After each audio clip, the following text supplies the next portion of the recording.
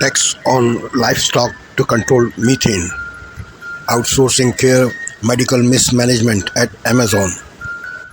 Good morning. Welcome to Amir Shakil 5858. I am Amir Budnam. I am thankful to all international news resources and my team. I am also thankful to all American, European, Canadian, Australian, Asian, African channels and AP, AFP and Reuters news agencies. Now watch the channels.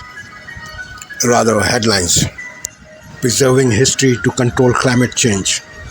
4 top Democrats warns Biden to step aside. Prime Minister Israel Netanyahu says no to ceasefire deal. Israel has to achieve its goal. Protests are continuing in Tel Aviv against Netanyahu. French Prime Minister will resign after second round of elections. Left-wing coalition has won the second level in France. Replica of Mars on Earth. NATO turns 75. Now watch the channels.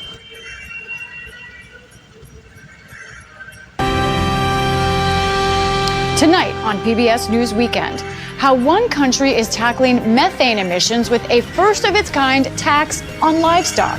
Then, concerns about patient safety after leaked documents show call center staff mismanaged some cases at Amazon's One Medical. And another impact of climate change, why it's forcing some countries to focus more on preserving their history. We have a responsibility to safeguard our collections, our island's history, our cultural history. It's becoming more important than ever. Broadcasting and by contributions to your PBS station from viewers like you. Thank you. Good Sunday evening. I'm Lisa Desjardins. John Yang is away. President Biden is looking for a comeback on the campaign trail as more Democrats voice doubts that he should stay in the race for the presidency. PBS News has learned that at least 4 top Democrats in Congress, ranking committee members in the House, told their leadership today that Biden should step aside from the 2024 race. That was first reported by Punchbowl News. Earlier, a member of the Democratic National Committee, a convention delegate, became another one to call on Biden to end his campaign. The president himself was in Pennsylvania, already publicly called for President Biden to step aside from the presidential ticket. In Israel, Prime Minister Benjamin Netanyahu is still a no to a potential ceasefire deal in Gaza, saying today that he wants leeway to keep fighting until Israel decides its goals are met. That, in contrast with protester calls earlier today, hundreds of people marked 9 months since the October 7th attacks with marches and by blocking highways in Tel Aviv. They called for Netanyahu to agree to a ceasefire deal or resign. Hamas says it's waiting for Netanyahu to officially respond to its latest position after it reportedly dropped a major demand yesterday and is on board with key parts of a U.S.-backed ceasefire. The Prime Minister of France, appointed by President Emmanuel Macron a few months ago, says he will resign following the country's second round of elections. Polls are now closed and ballot counting is underway as a left-wing coalition appears to have held off the far right in Sunday's elections. Early exit polls show leftist candidates may win the most seats, but the lack of a majority party may cause deadlock in parliament. Turnout for this round of elections is estimated to be the highest in more than 40 years. Some voters say what they want most is unity. We are here, and it is important to send a message to France of unity. France is an indivisible republic. We are all French. So this is the important message in this election. Ballot counting is expected to continue late into the night, with final results expected as early as tomorrow. And a NASA crew is sharing their experience of being on an outer space mission for a year without ever leaving Earth. The 4-person crew exited their simulated Mars mission late Saturday after 378 days locked in a 3D printed space in Houston. They lived, worked, and conducted experiments as if they were living on the red planet. The next crew begins their year-long mission in 2025. Still to come on PBS News Weekend, concerns about how Amazon is handling some patient calls at its primary care company, and why preserving history is getting tougher for some island nations. Home of the PBS NewsHour, weeknights on PBS. In the battle against climate change, carbon dioxide is the greenhouse gas often grabbing the most attention. But methane is actually more harmful in terms of trapping heat, with 80 times more of an effect than CO2 during the first decades after it's released. Now, one country is teeing up a different and controversial approach to reducing these emissions. Ali Rogan has more. Landfills, oil, and natural gas all contribute methane, but according to the United Nations, 32% of human-caused methane emissions come from livestock.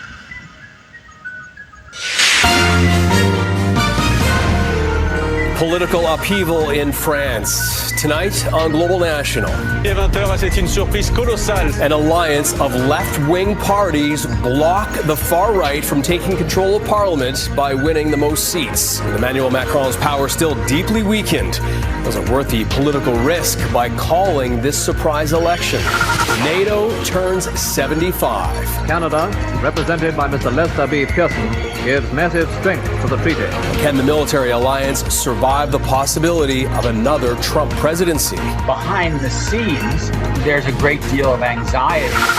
Plus, the big limitation is just how good is our rocket engine technology. The conclusion of an experiment to put humans on Mars, and retired astronaut Chris Hadfield's prediction for travel to the red planet. It's going to happen. Global National. Reporting tonight, Anthony Robart. Good evening and thank you for joining us. We begin tonight with a rather surprising result in France's national election. Welcome back to Sunday Night in America. Our Constitution is majestically vague. To survive the ages, documents must have some elasticity. We know presidents have the power to pardon, command the military, faithfully execute the laws, and make appointments. But presidents have other powers not so clearly defined. This week's Supreme Court opinion was not about Donald Trump. It was about the power of the executive branch. It was about branch integrity, branch equilibrium. There are benefits to Trump, no doubt. The opinion rebuked special counsel Jack Smith's aggression, the D.C. trial court's failure to find facts, the D.C. Court of Appeals for its tautological conclusion. But Donald Trump is not the only living former president. This opinion concluded presidents are immune from criminal exposure for official acts. Presidents are not immune for clearly non-official acts. Those acts in the penumbra, in the periphery, in what John Roberts called the zone of twilight, require more fact-finding. Donald Trump may be in court between now and the election with hearings and arguments over what is an official act, but he will not be on trial. And truth be told, that's what has the left so apoplectic. They never minded a powerful president when Barack Obama said he had a pen and a phone and he would go it alone. They just mind when a Republican president is actually treated like an equal branch of government. Joining us now are former federal prosecutor Katie Cherkasky and former Manhattan prosecutor Elliot Felix. Welcome to you both. Elliot, Judge Juan Merchan postponed the July 11th sentencing so he could process how this decision impacts the New York case.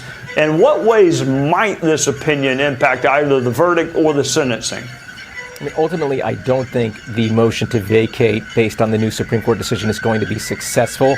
The lower court, the trial level court, is the place where you should hear the argument, though that's the only place where you can bring in new evidence and new arguments. You can't do that, of course, at the appellate level.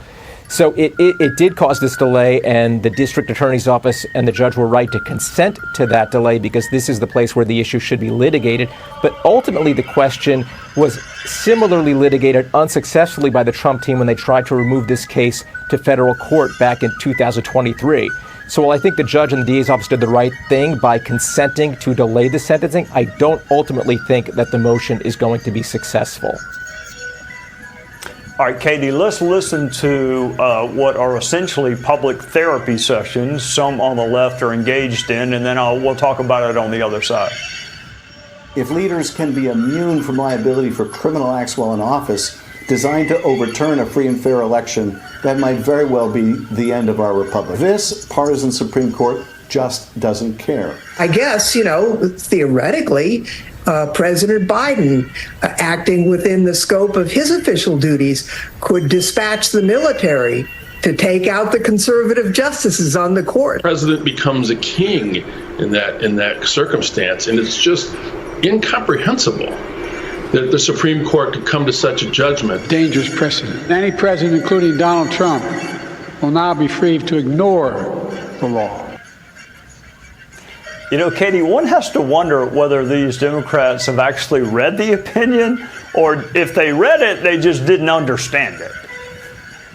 I would agree with that. I think that those sentiments are very myopic and very Trump-centric, because the opinion in my perspective was very moderate and made a lot of logical sense. Once you start looking at hypotheticals in the realm of what a president can do and what they must do as part of their duties, there is endless ways to potentially criminalize that conduct if there's not some significant immunity. Tonight, 4 more House Democrats join a growing list of those calling for President Biden to step aside. And Texas is in the bullseye as residents along the Gulf Coast hunker down in preparation for Beryl. First, so President Biden trying to restore confidence, hitting the campaign trail with the First Lady in the crucial swing state of Pennsylvania. But behind closed doors, the calls for him to leave the top of the ticket are growing louder after a critical meeting of congressional Democrats. And what some voters are saying is top Democrats call this a critical week ahead. We have the latest from the White House and the campaign trail. Beryl is likely to be a hurricane when it comes ashore, the first to hit the U.S. mainland this season. The storm is now intensifying in the abnormally warm waters, with landfall just hours away, bringing with it up to 15 inches of rain, winds more than 80 miles per hour, and a possible 7-foot storm surge. We have team coverage on the ground in the storm zone. A flurry of new evacuation warnings as a wildfire explodes in Northern California outside Santa Barbara. More than a dozen major fires are burning in that state as the region remains locked in a record-breaking heat wave. Our weather team is tracking it all. Overseas, the crucial French election that could impact the future of Europe, the unexpected results from the exit polls. Tom Suvi Burridge reports from Paris. Reports of progress on a ceasefire deal between Israel and Hamas as a key demand is now dropped from negotiations. The death toll continues to climb inside Gaza. Our Matt Gutman with a rare glimpse into the embattled city of Rafah with the IDF. A summer block party turns deadly in a Detroit neighborhood. Police appeal for the public's help. The dramatic rescue in Hawaii after a puppy fell through a deep and narrow hole. The big upset at Wimbledon. Who's heading home and who's still in the running for the All-England trophy. And America strong tonight. 1 runner, 7 continents, and the enormous challenge he overcomes with every stride. Here on France 24. Dave Keating, one of the 200 France 24 correspondents around the world.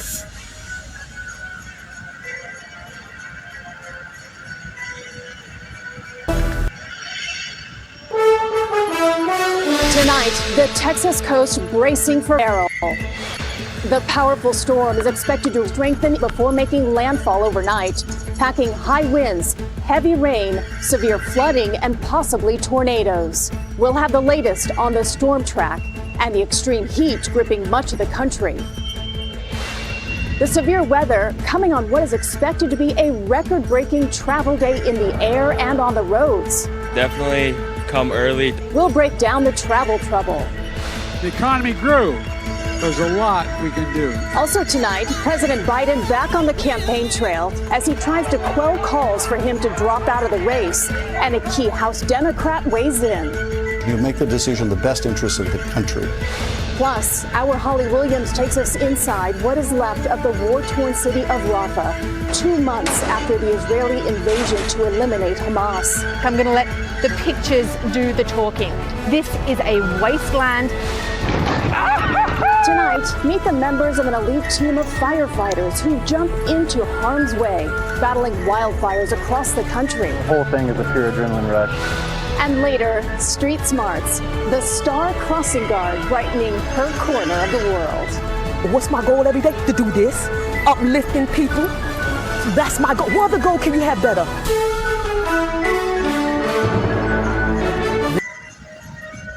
Canada will be looking to continue its historic run at the Copa America, taking on Argentina in the semifinals Tuesday. Canada opened the tournament against Argentina, losing 2-0, but they put up a strong fight against the defending World Cup champions, and now they have a chance at redemption. And joining me now is Alexandra Gonge-Ruzic, web editor at One Soccer and co-host of the Northern Football Podcast. Thank you very much for being here, Alexander. Now, Canada defeated Venezuela incredibly, marking their entry into the semis. What did you make of the game? Yeah, it was a huge performance for this Canadian team in a big game, one of the biggest they've played as a group, and certainly one of the biggest of this generation. It was a huge occasion playing in a knockout stage of a tournament like this, huge tournament, super high level of teams, and they did well. And not only that, they're fully deserving of the win. They played well. They put in a good performance. If anything, they could have got the job done earlier than the penalties, which certainly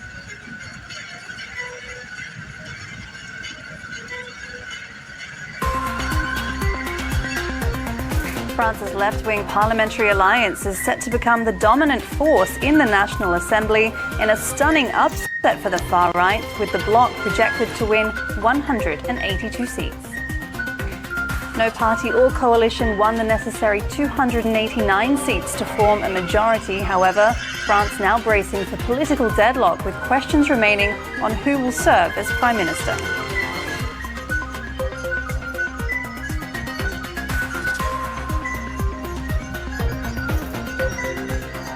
France's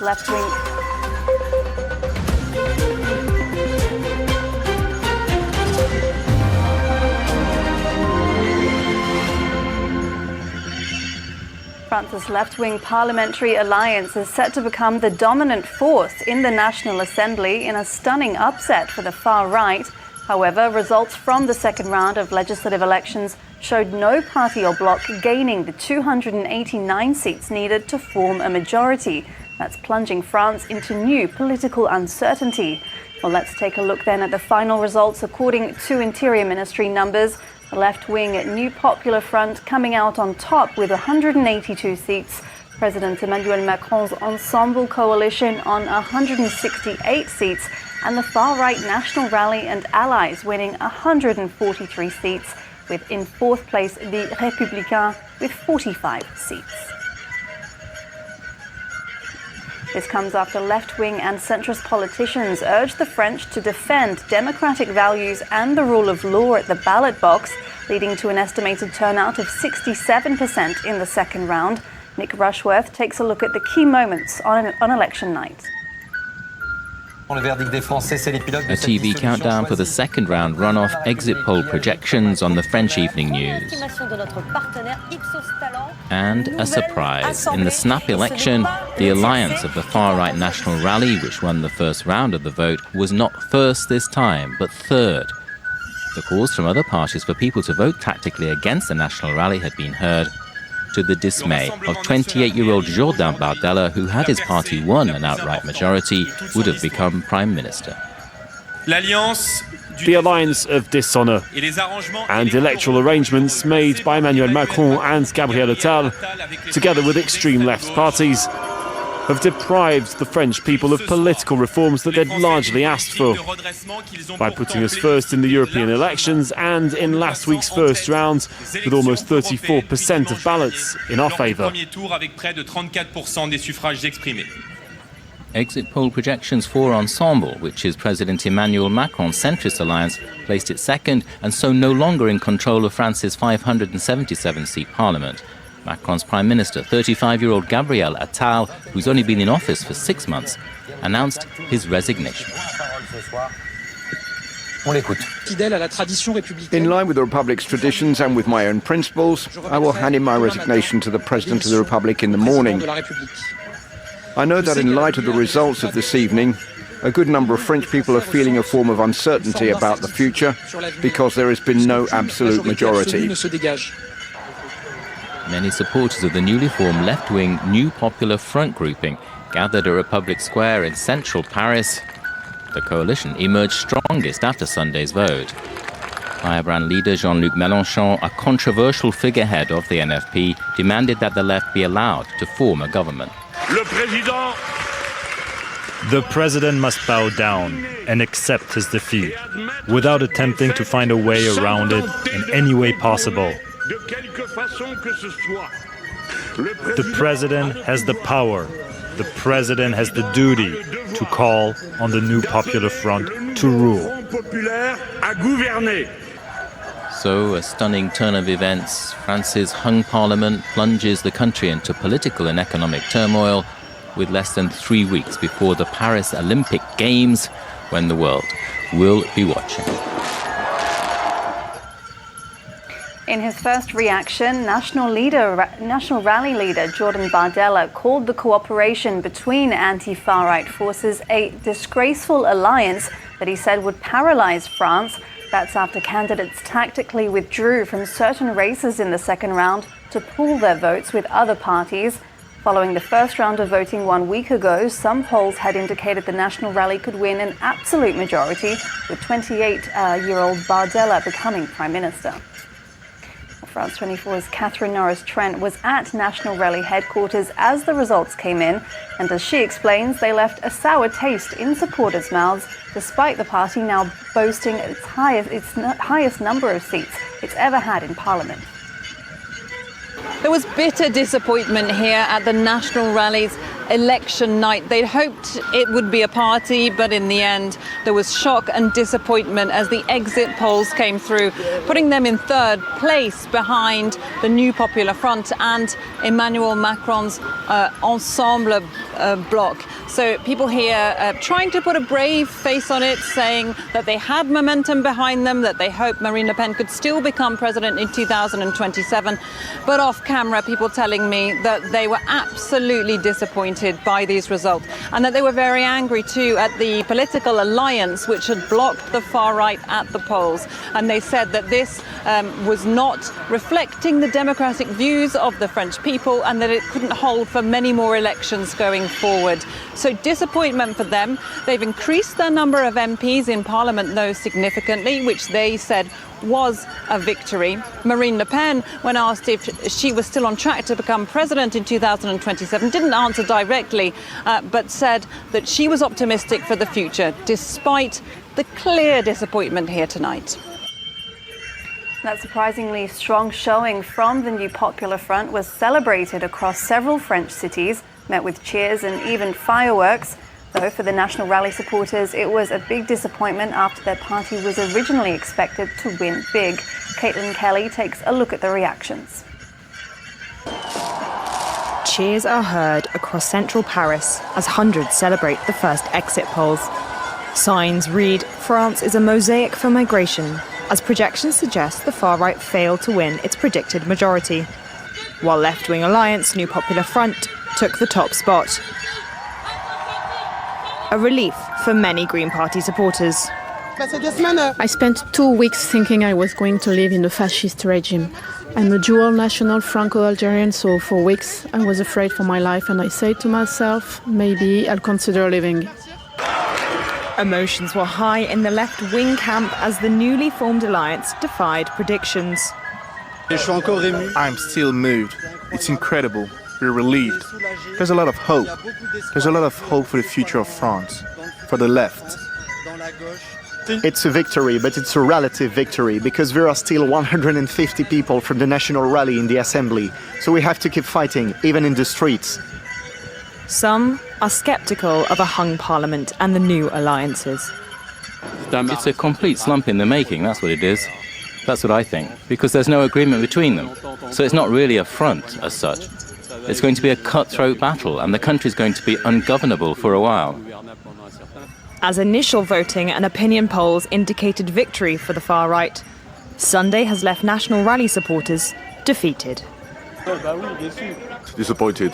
Well, happy to see our progression because for the past few years we've been doing better. Disappointed because we thought the 10 million votes that we had in the first round would come through in the second round.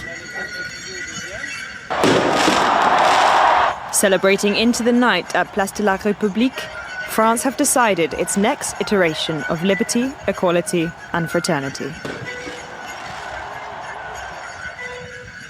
Well, at the New Popular Front's set up in Paris, supporters shed tears of joy and hugged strangers after the first results came in, while France Unbowed founder Jean-Luc Mélenchon said his alliance was ready to govern. Here's France 24's Yinka Oyatade.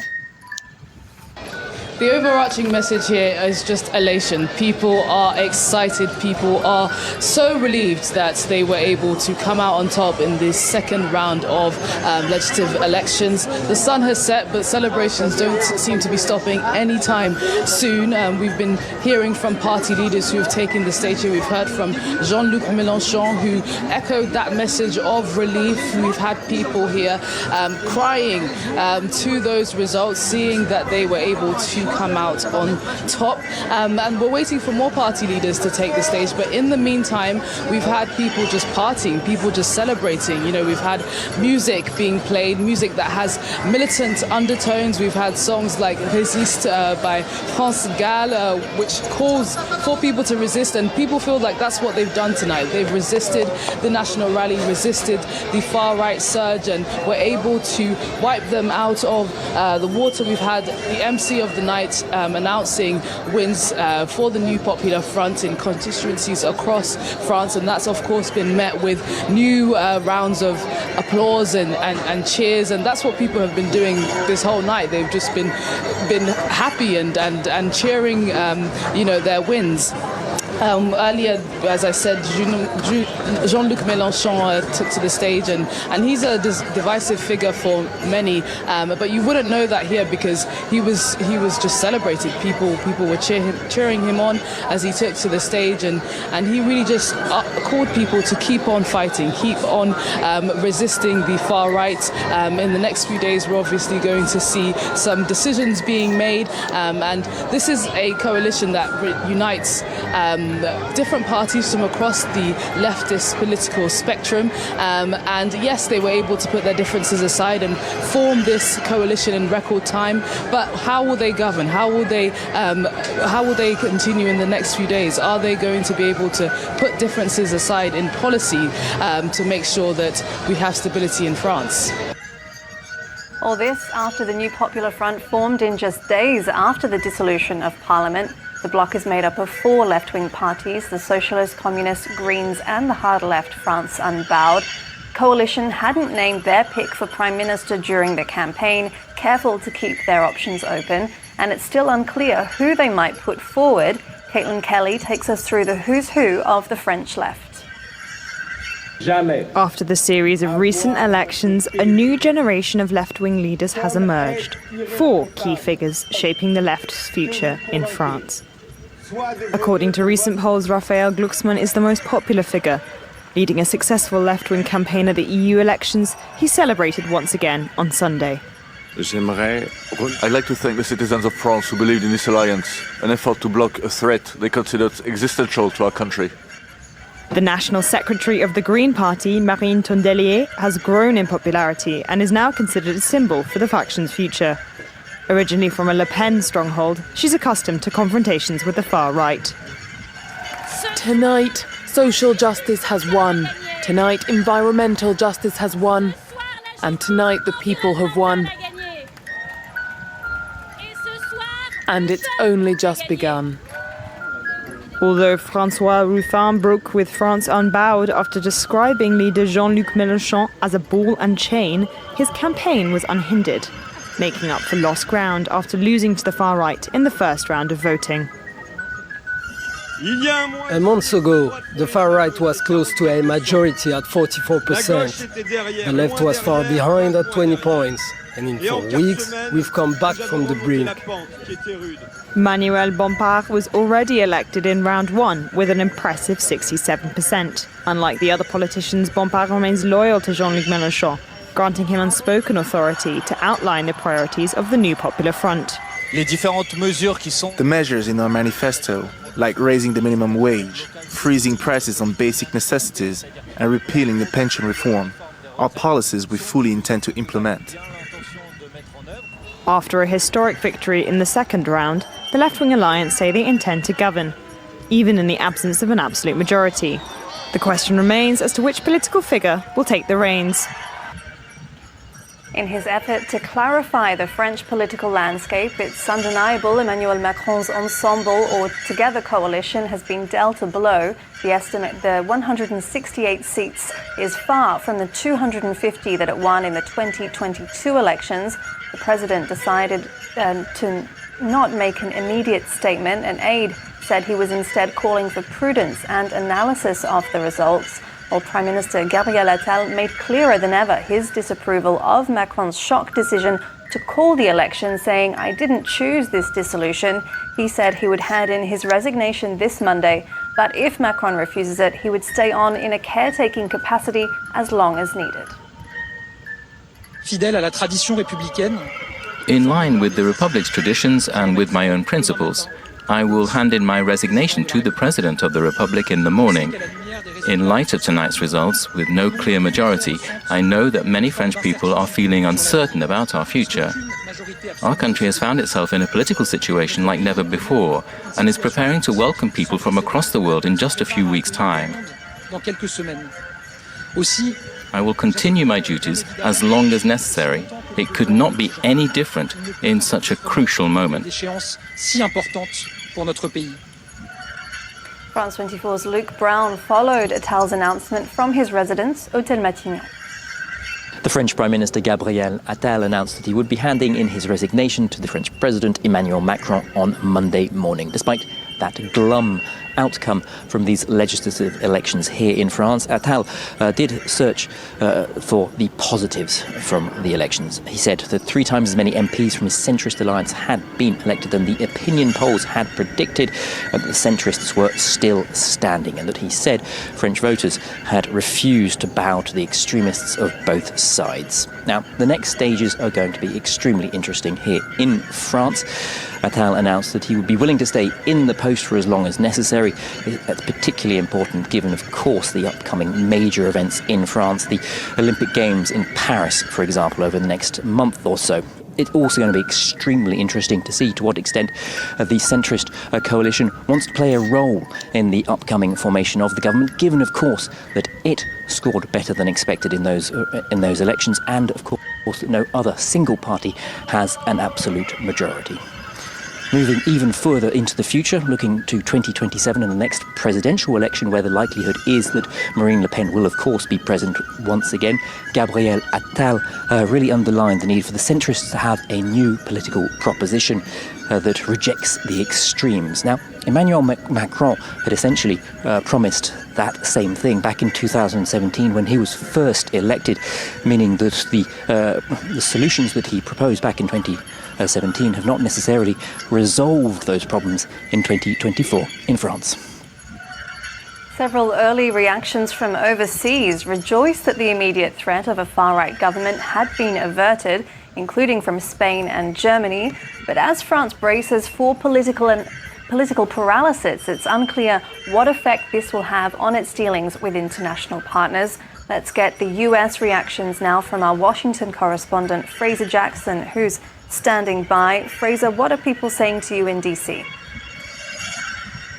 Well, there's been no official word from the US government yet. We are waiting to hear something from the State Department at Monday's briefing, or also from the White House Press Secretary Karine Jean-Pierre also on Monday. But I have been talking to some sources within the government on Sunday, and they have said that they will work with whoever the Prime Minister is. They look forward to continuing the relationship with France. They said we expect to continue to have a strong partnership and close relationship with the French government on a range of important issues. We don't see that changing. That, of course, because it wasn't a presidential election, but rather a legislative election.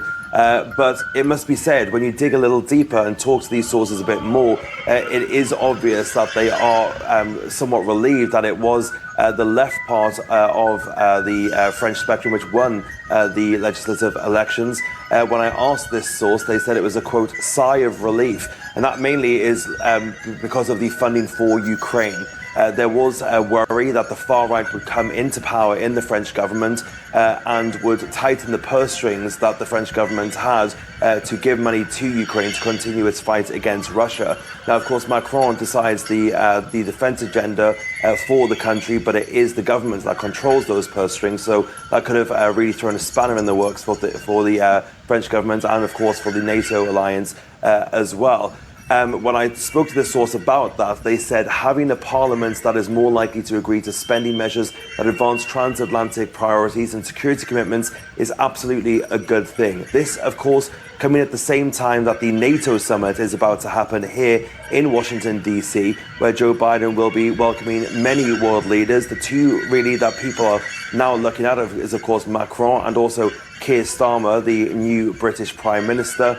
He has also just been put into office, so it's been quite a big week in European politics. And the American president's now looking to continue business as usual and keep things going with the aid to Ukraine, where he will be putting forward a bridge to Ukraine's NATO membership and also announcing a new security package for Ukraine as well. So France really a key ally for the US as it continues to fund Ukraine's fight against the Russians, and the new parliament will be a sigh of relief for the American government, as that source said to me.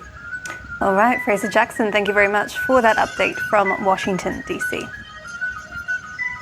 Well, in the French Pacific territory of New Caledonia, a pro-independence Indigenous Kanak candidate has won a seat in Parliament, defeating a loyalist candidate in the second round of voting. Emmanuel Chibao is a political novice and son of a well-known Kanak independence leader, Jean-Marie Chibao, who was assassinated in 1989. He's the first pro-independence candidate to win a seat in the National Assembly since 1986. It comes after a wave of violence on the territory in May in response to a proposed reform to update the electoral roll.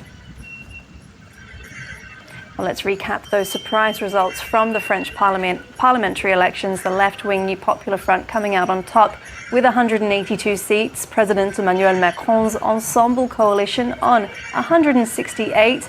The far-right National Rally coming third in the end with 143, along with its allies. But how did the left succeed in all this, and where? James Messina takes us through it. Last Sunday, after a first round of voting, the National Rally and its allies finished first in 297.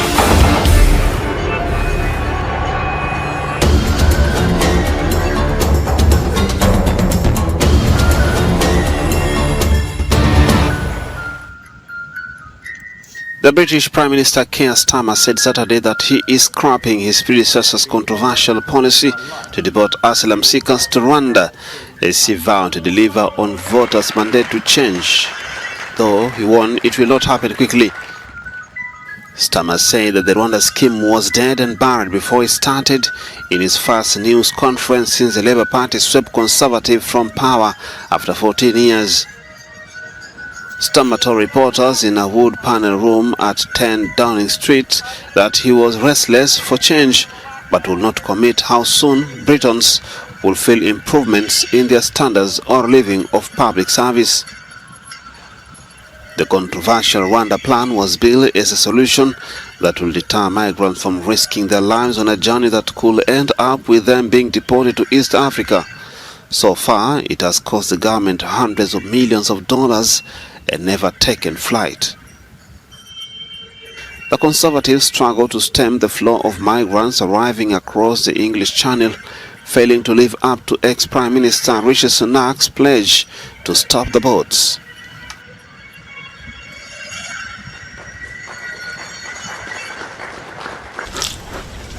In the Kenya's coastline, a new method to deter loggers from cutting down trees is being deployed. Conservatives are now using bees as a security mechanism to protect the mangrove, especially from the illegal loggers who have for years been an impediment to vegetation growth at the coast. When we learned the importance of mangroves, we dedicated ourselves to protecting them. However, when night comes and we go home, the loggers take advantage. But we introduce beehives and position them at the peak where they can't be spotted with ease. Because humans are prone to seeing what is within their eyes level, we decided to place the beehives at the top of the leafy mangroves. With that, it is hard for loggers to spot the beehives, as they prefer tall trees compared to leafy curved trees. Bees dislike noise. As such, when the loggers start cutting down trees, the bees will attack due to the noise.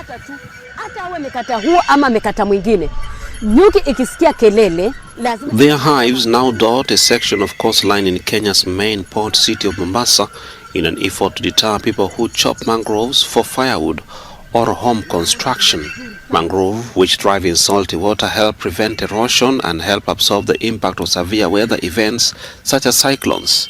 The more healthy the mangroves are, probably the more productive the honey production will be. Yeah, so that is the role that mangroves perform. And we actually encourage integration of livelihoods with the mangrove conservation because you get other ecosystem benefits, enhancing pollination, which is very important for mangrove productivity and mangrove growth. Yeah, but then about enhancing even the incomes, of local communities. According to the 2018 Kenya Environment Ministry report, about 40% of mangroves along the Indian Ocean coast are degraded. In Mombasa County, it's estimated that almost 50% of the total mangrove area there, that is 1850 hectares, is degraded.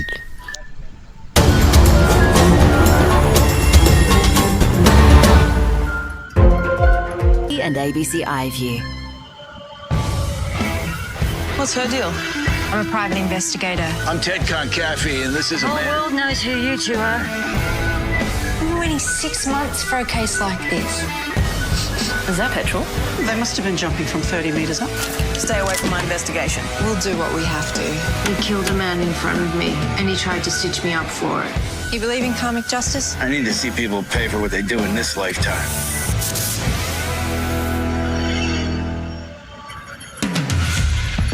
A second snap curfew in Alice Springs to start tonight, applying to both adults and children.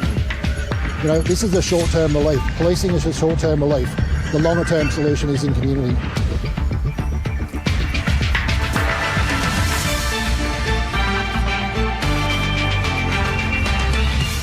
A community in shock as police wait to question a father over the Sydney house fire which killed 3 young children. Protesters take to the streets in France after parliamentary elections defied the pollsters, leaving no party with an outright majority. And Dane Gagai takes centre spot for the Maroons for the State of Origin decider in Brisbane.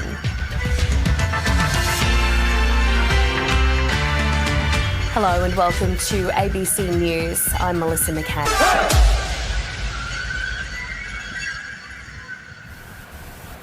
This is Asia Now. Good afternoon. It's 12 p.m. in Singapore and Hong Kong, 9:30 in New Delhi, and it's 11 o'clock in Jakarta. I'm Teresa Tang. At this hour, Indian Prime Minister Narendra Modi heads to Russia for a 2-day visit that's seen as an effort to shore up relations to counterbalance China's growing influence. It's Mr. Modi's first bilateral visit since his re-election for a 3rd term. France faces political gridlock after a surprise left-wing surge and a far-right shock. Polls suggest no single party will secure an absolute majority. President Emmanuel Macron now grapples with a deeply divided parliament. And Samsung's labor union begins a 3-day strike, with workers demanding a more transparent bonus and time-off system. Analysts say the extent of its impact will depend on the participation rate.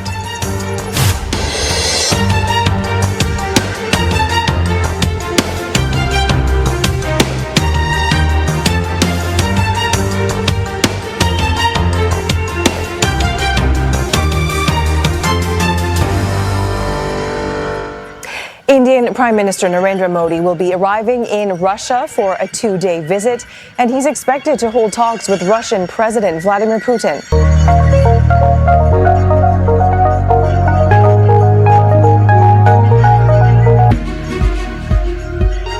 Euro News. The news. Projections show the French left wing came out on top in the 2nd round of legislative elections, snatching victory from the far right in a surprise upset. Denmark and Belgium have joined Orban's Patriots of Europe group, meaning the far right group can officially be recognised by the European Parliament. The UK's new Foreign Secretary David Lammy says Westminster's commitment to supporting Ukraine is ironclad.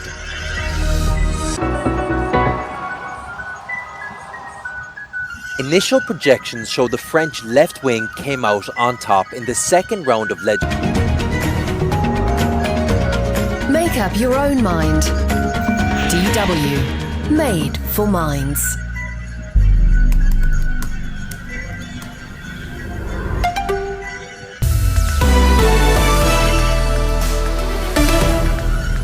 This is DW News, and these are our top stories. The first projections in France show the new Popular Front left-wing alliance coming in first in the country's parliamentary elections. Marine Le Pen's anti-immigration national rally is in third, with President Emmanuel Macron's centrist bloc coming second. If the vote count bears out the projections, it would be a remarkable turnaround from the first round, where the far right came first. Protesters have blocked roads across Israel to mark 9 months since the start of the war in Gaza. Demonstrators in Tel Aviv and Jerusalem called for Prime Minister Benjamin Netanyahu to resign. They also urged a ceasefire to allow the release of hostages held by Hamas. Residents along the Texas coast are boarding up their homes and businesses in preparation for the arrival of Storm Beryl, which meteorologists warn could grow to a Category 2 hurricane. Beryl claimed at least 11 lives and left a trail of devastation when it ripped through the Caribbean and Mexico in recent days. You're watching DW News from Berlin. There's a lot more news at our website. That's at dw.com. Thank you for watching and privilege of your time. This is Amir Shakil 5858. I am Amir Woodman. Have a good life.